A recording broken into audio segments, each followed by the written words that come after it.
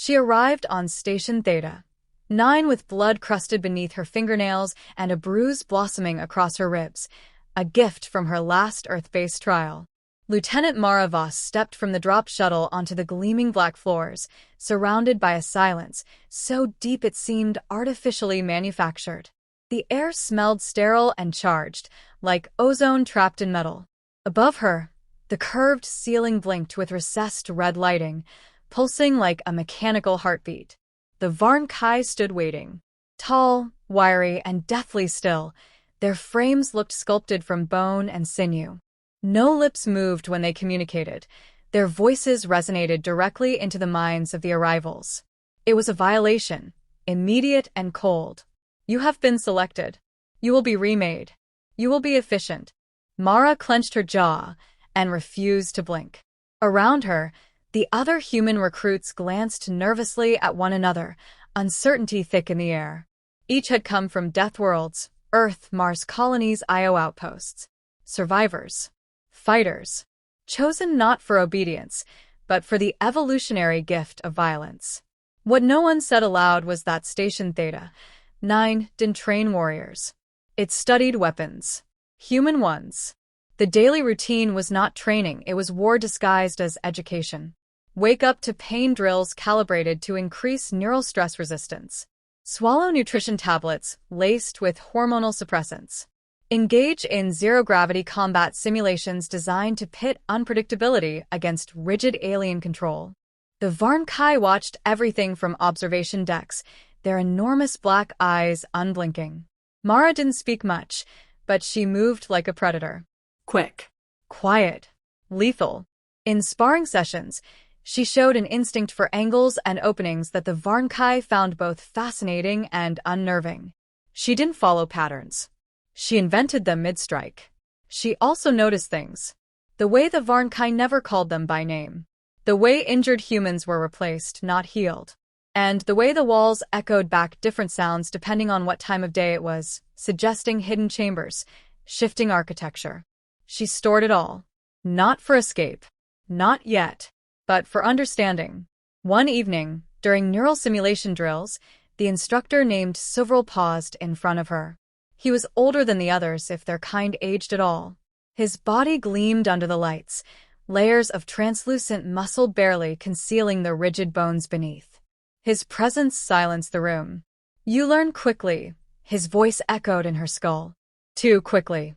She met his gaze and said nothing. You adapt in ways we do not expect, he added. Emotion is your flaw, but unpredictability, that is harder to erase. A warning. Or a compliment. With the Varn-Kai, it was always both. Later that night, Mara sat alone in the sleeping chamber, listening to the breathing of 24 other recruits. No dreams came anymore. The simulations burned them away. But she remembered a time when dreams were allowed, of wide skies, cold rivers, the freedom to fail without punishment. That Earth was gone. The one that sent her here had forged her into something else. She wasn't sure she hated it. The next morning brought another round of zero-gravity sparring. This time, Suvril watched from the edge of the arena. His gaze never left her. The pairing was random. Mara against a fellow recruit named Henlo, a thick-shouldered Martian with good instincts and a temper. They fought well, bruised better, and parted without grudge. Suvril approached silently once the match ended. You react well to pressure, he said. Let us see how you react to pain. Before she could respond, his hand struck. It wasn't rage, it was an experiment. The Varn-Kai didn't feel rage, or so they claimed. But the blow that cracked across her face broke her nose with clinical precision. Blood sprayed in a red arc, floating in zero-G before the station's filters sucked it away. Pain flared behind her eyes, white-hot and primal. Mara didn't scream. She didn't even fall back. She reached up slowly, touched the bridge of her nose, and stared at the blood on her fingers. The room was silent. 30 seconds passed, and she smiled, just slightly. Enough for Suvril to notice. That moment changed everything, but its echo hadn't hit yet. For now, she drifted back to the observation deck, chest heaving, heart pounding, gaze locked on the alien who'd tried to break her. Suvril tilted his head, perhaps in curiosity. Or caution. Mara thought. You taught me to be unfeeling. You forgot what I was before you found me. A death worlder. And death always remembers. Suvril moved with predatory elegance, his injured limb now bound in a sleek black brace that pulsed faintly with bioelectric corrections. The arm Mara had snapped in 2:30 seconds after he broke her nose was still healing, but not forgotten. He wore it like a badge. Proof that something wild still lived inside the Deathworlders. Proof, perhaps, that they were not yet tamed. Mara stood alone in the middle of the combat chamber. Her face bore the faint traces of the break, though the Varnkai healing systems had mostly mended it. The scar beneath the skin wasn't visible, but it pulsed when she clenched her jaw. The moment replayed in her mind again and again, Suvril's hand striking down like a gavel, the sting of bone cracking, the silence, and then the snap, the wet, decisive snap of his arm folding the wrong way beneath her hands. The room had gone utterly still after that. That wasn't part of the program.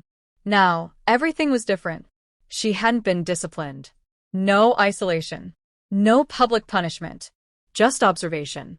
She had been left under tighter surveillance, yes, but no words of reprimand. No words at all. That was what made it worse. The silence from the Varnkai wasn't forgiveness, it was calculation. They were trying to understand her. Or worse, replicate her. The human trainees had changed too. They watched her now, some with awe, others with fear. Henlo avoided her eyes. A girl named Chima from the Himalayan outposts whispered that Mara had reminded them what they were. Deathworlders. Not test subjects. Not tools. But the fear was undeniable. The Varnkai had killed for less. Mara was being left untouched for a reason. And that reason terrified them. The days following the incident blurred into a grim procession of silent routines. She wasn't permitted back into combat simulations with others. Instead, they tested her in private, neurological resistance, emotional volatility, pressure response. Machines pressed into her skull and pumped coded fear straight into her amygdala. She never screamed. She barely blinked. Her silence became its own rebellion. Suvril returned on the 6th day, standing just outside the curved glass of her testing cell.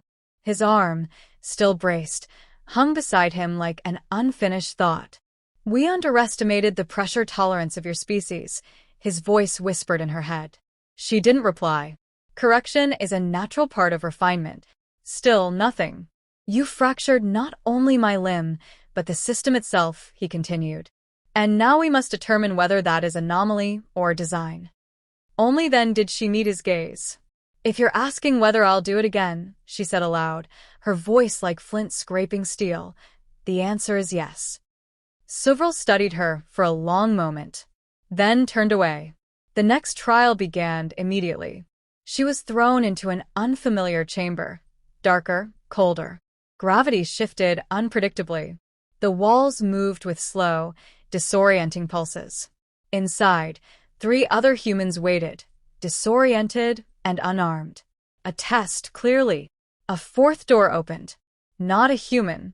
Another species entirely. Hulking, furred, 6-limbed, eyes glowing amber in the low light. A predator. Not an instructor. Not simulated. It lunged. Mara didn't hesitate.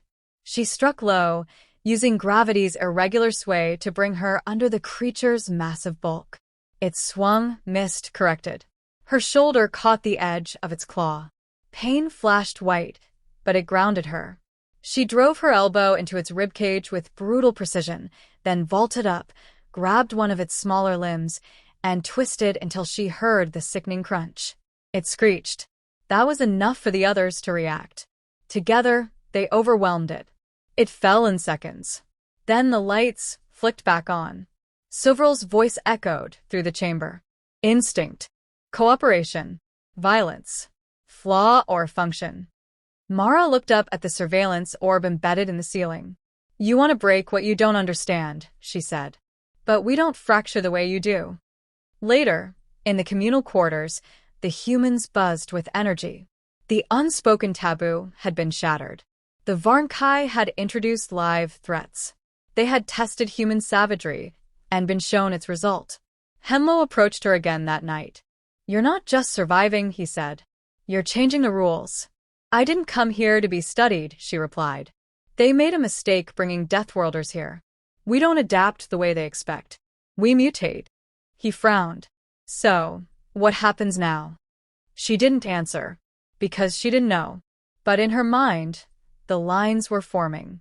Patterns. The subtle shifts in the station's temperature during different watches. The noise in the vents, someone was moving through them, always at 0200. The lights that flickered near the old cargo hold. All of it spoke to hidden flaws in a system that had claimed perfection. The Varn Kai believed in order. But Mara understood chaos. She'd grown up with it, learned to bend it. And now she realized they were afraid of it because chaos couldn't be trained. It could only be endured. The next time Sivril came to observe her, she smiled before he even spoke. "Test me again," she said. "I dare you." They came for her in silence, as expected. 2 Varn Kai, faceless in the dim violet glow of the detention wing, escorted Mara down a corridor that pulsed faintly with the hum of the station's core. Her wrists were bound by magnetic cuffs, her boots removed to slow her movement. She walked barefoot, blood from a cut on her heels smearing across the obsidian floor like a trail. Her heart beat steadily, not calm, but controlled. Anger was a weapon, panic was waste. They brought her to Sivril. He stood inside a circular chamber ringed with observation drones and polished restraints. The room was too clean, too symmetrical. Mara stepped onto the platform without being told. "You exceeded acceptable thresholds," Sivril said, his voice not entering her mind this time, but delivered aloud. The first time she'd heard one of them speak with vocal cords. It was a warning. "They exceed your imagination," she answered. Sivril tilted his head, observing her like a cracked specimen. The brace was gone from his arm now, but a subtle tremor still betrayed its weakness. "We have studied 1,000 species. Pain is a predictable language. You continue to translate it incorrectly." "No," she said. "I just refuse to forget it." Without further warning, the platform surged upward. Shackles rose from the floor and clamped her arms and legs in place. Neural probes hovered in. She tensed. This wasn't testing. This was dismantling. Below her, more Varn Kai filed in, their eyeless faces reflecting the lights like polished stone. A tribunal. No words, just presence. She closed her eyes. In the silence that followed, something began to change. From the upper levels of the station, an alarm shrieked, short, clipped, urgent. Not a drill. Human shouting followed, distant but rising. Then a muffled explosion. The platform shook beneath her. Sivril's head turned slightly, the only betrayal of surprise. Another explosion. Closer. The Varn Kai began to shift, uncertain. Mara opened her eyes and smiled. "You studied our reactions," she said. "But you never studied our patience." It had taken weeks of whispers, eye contact, head tilts, and old Earth hand signals. Stolen equipment hidden in maintenance tunnels. Maps drawn in soap on the backs of mirrors. Every human on Theta 9 had become a cell in a living network. Not all fought, but none betrayed. Henlo had been the first to disable the gravity regulators. Chima rerouted internal sensors. Others began sabotage routines, shorting locks, jamming comms, disrupting surveillance. And all of them moved because Mara had moved first. Now chaos spread. Sivril made a sharp gesture, signaling a retreat. The drones detached from the ceiling. The platform began to lower. But it was too late. The wall behind the observation deck ruptured in a blast of blue fire and metal shards. 3 humans charged in, cloaked in scavenged armor, eyes burning with fury. One carried a jury-rigged plasma cutter. Another held an improvised rifle made from pipe and coil. They didn't fire. They freed her. Mara dropped to her feet, blood rushing back into her limbs. The cuffs hissed open. She grabbed the rifle without hesitation, turned towards Sivril, and raised it. He didn't flinch. "You are choosing extinction," he said, the words slow and deliberate. "No," she replied. "I'm choosing evolution." And she turned away. They moved fast, weaving through collapsing corridors and flickering lights. The humans had seized the eastern wing, breached the communications array, and sabotaged life support filters in non-human sectors. Air was thinning in the Varn-Kai dormitories. Fire suppression systems had been overridden. The humans had learned the station's language and rewritten it. At the central core, they paused. A sleek ship waited in the launch bay, a scouting vessel from a previous arrival. Still fueled. Still armed. The perfect escape. Henlo jogged up beside her, bruised and grinning, blood crusted on his temple. "This is it," he said. "We go now, or we burn with them." Mara stared at the ship. Freedom. Earth. The option to vanish, to survive. But she turned her back on it. There are still over 100 humans in stasis. Ones who failed the training or refused it, she said. "I won't leave them." Henlo's grin faded. "Mara, this isn't war anymore. It's genocide." "No," she said. "It's a rescue. But they'll call it war tomorrow." A quiet fell over them. Then, one by one, the others turned from the ship, aligning with her. Together, they moved back into the fire. Behind them, the station burned. Ahead of them, the Varn-Kai regrouped. Somewhere deep within the walls, a new kind of heartbeat began to echo. Human, chaotic, unbroken. The Deathworlders had been caged. Now, they were choosing to stay inside the cage, not because they belonged there, but because they intended to tear it down from the inside. And this time, they would not wait for permission.